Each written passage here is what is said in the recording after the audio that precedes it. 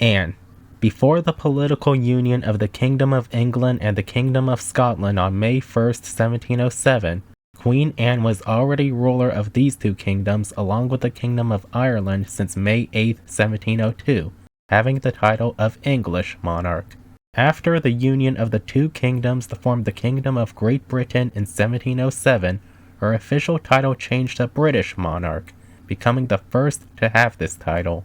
After her initial ascension as the Queen of England, Anne gave her husband control of the Royal Navy while giving control of the army to soldier John Churchill, who also had the title of Duke of Marlborough.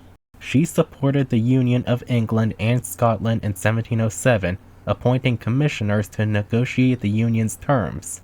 Anne was committed to the Anglican Church, leading her to favor the political party the Tories, who favored interests of people with high social status. Her reign coincided with the War of the Spanish Succession, in which she appointed a ministry to seek peace with France. Anne had poor health throughout her life, with her reign ending with her death on August 1st, 1714. George I. The first British monarch of the House of Hanover, King George was crowned on October 20th, 1714. Born in the city of Hanover in Germany, George spent about 1/5 of his reign in Germany as he would take trips to Hanover. George distrusted the Tory party, leading the Tories' rivals, the Whigs, to gain political power. During his early reign, George worked to direct British foreign policy, as seen when he contributed to the creation of the Triple Alliance, a defense pact between Great Britain, France, and the Dutch Republic against Spain to maintain peace treaties. This alliance was later joined by Austria to form the Quadruple Alliance. George governed through Parliament, and an economic crisis known as the South Sea Bubble made him and his ministers extremely unpopular. He rarely attended meetings and kept most of his communications in private. George died on June 11, 1727 after suffering a stroke during a trip to Hanover and was succeeded by his son, George II. The most recent British monarch born outside Great Britain, King George II let the Parliament exercise the most control over British domestic policy. Like his father and predecessor, he visited his home city of Hanover a few times during his reign. In June 1743, during the War of the Austrian Succession, George personally led troops to victory at the Battle of Dettington, becoming the last British monarch to lead an army in battle. In 1757, during the 7 Years' War, George gave his son William full powers to negotiate with the French, but George was furious at this negotiation, believing it greatly favored the French and ended up revoking it. During George's reign, British interest expanded throughout the world and the power of Parliament became well established. George III.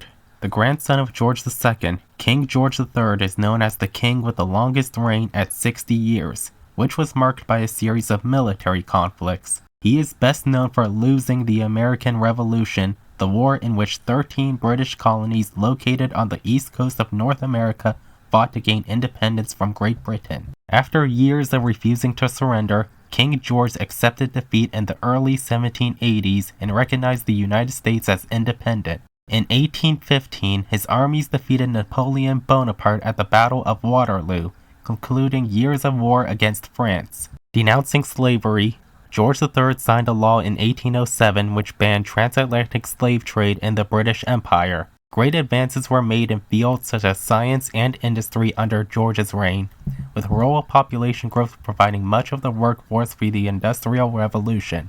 King George suffered from mental illness in his later life, becoming permanently insane in 1811 and lived in seclusion for years until his death. George IV.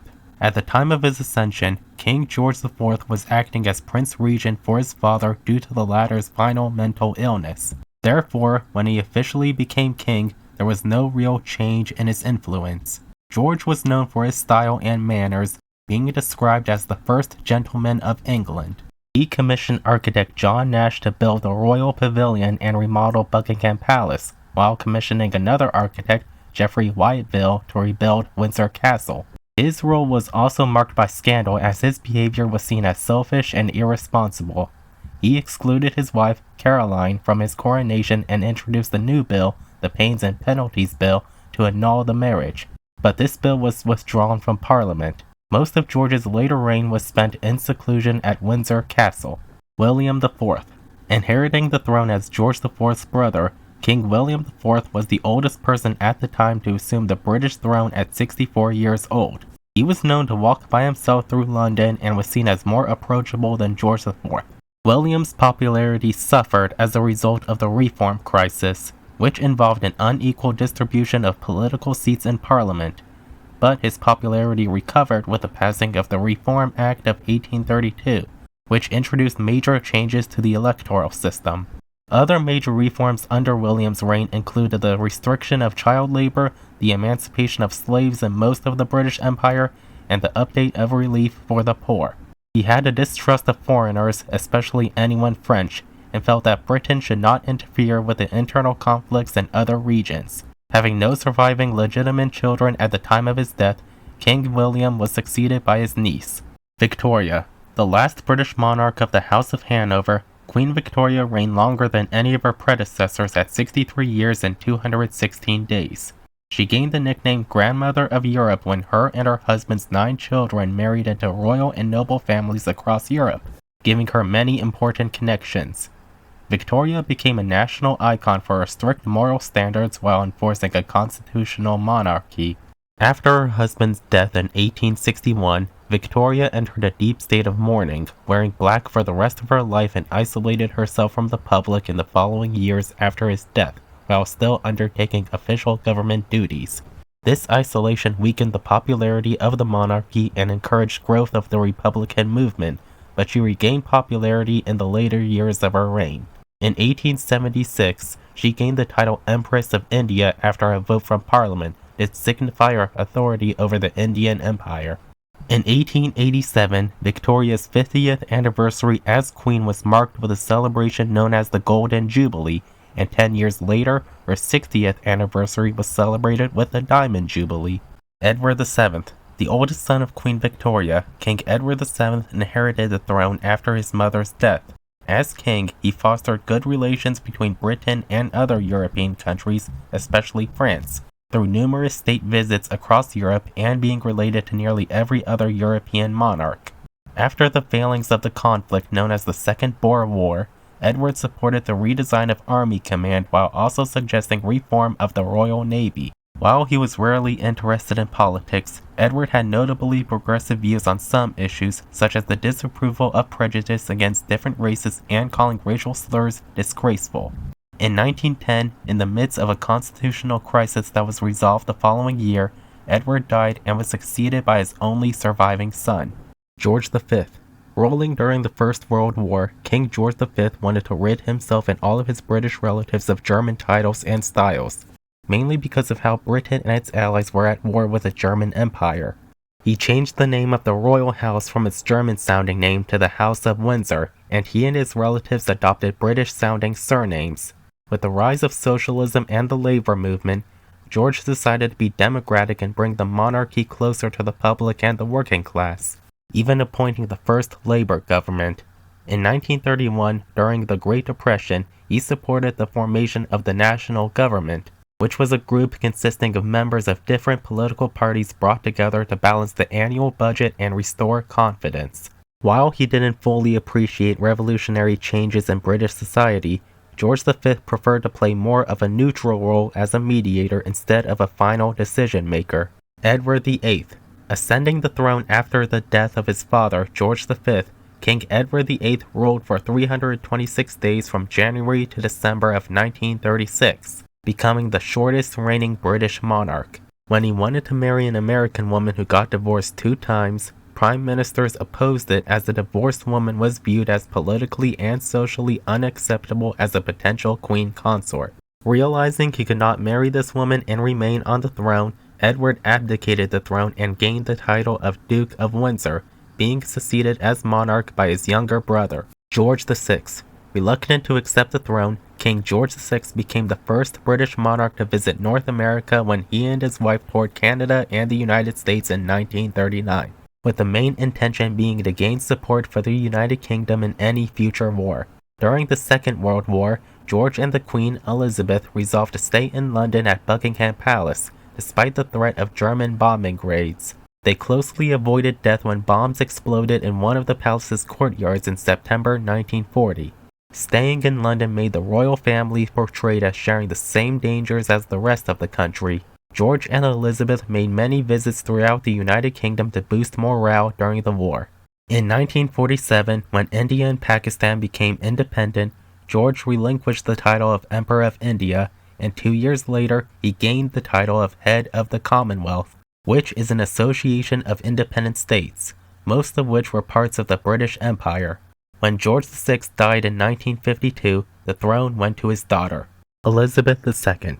Ruling for 70 years and 214 days, Queen Elizabeth II is the longest reigning British monarch. During her reign, she made hundreds of state visits to other countries along with tours of the Commonwealth, making her the most traveled head of state. Some of her firsts include being the first monarch of Australia and New Zealand to visit those countries, the first monarch of Canada to open a parliamentary session, and the first British monarch to visit a communist country, Yugoslavia.